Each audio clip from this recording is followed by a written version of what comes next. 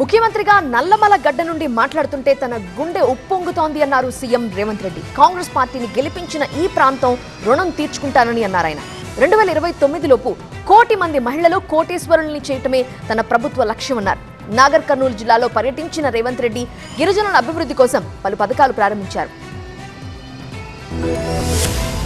నల్లమల ప్రాంత అభివృద్ధికి ప్రత్యేక ప్రణాళికల్ని రచిస్తున్నామన్నారు ముఖ్యమంత్రి రేవంత్ రెడ్డి. పోడు భూముల్ని వ్యవసాయానికి అనుకూలంగా మారుస్తున్నామని చెప్పారు. మంత్రులతో కలిసి నాగర్ కర్నూలు జిల్లాలో పర్యటించిన సీఎం రేవంత్ రెడ్డి అమరాబాద్ మండలం మాచారంలో ఇందిరా సౌర గిరి జల వికాసం పథకాన్ని ప్రారంభించారు. పథకంలో భాగంగా 23 మంది చెంచు గిరిజన రైతులకు సౌర ప్యానెళ్లు, సోలార్ పంప్ సెట్లు ఉచితంగా పంపిణీ చేశారు. పథకాన్ని ప్రారంభించిన తర్వాత లబ్ధిదారులతో సీఎం రేవంత్ రెడ్డి మంత్రులు ముఖాముఖి మాట్లాడారు.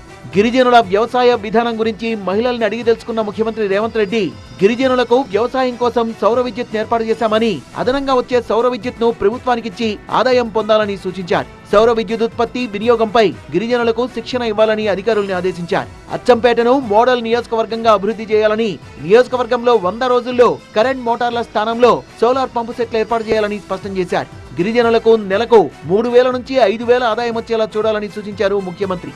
తెలంగాణ ప్రభుత్వంపై కొంతమంది కుట్రలు, కుతంత్రాలు చేస్తున్నారని మండిపడ్డ CM Revanth Reddy social media ద్వారా విష ప్రచారం చేస్తున్నారని, కానీ నిజమేంటో ఆలస్యంగా అయినా ప్రజలు తెలుసుకుంటారని, సన్నబియ్యం తీసుకుంటున్న ఆడబిడ్డలు, ఉద్యోగాలు పొందిన యువత ఈ ప్రభుత్వానికి అండగా ఉంటారన్నారు సీఎం. నిజాన్ని నిర్భయంగా కాంగ్రెస్ పార్టీ కార్యకర్తలు, తెలంగాణ బాగు కోరుకునే వాళ్ళు నిర్భయంగా నిటారుగా నిలబడి చెప్పండి.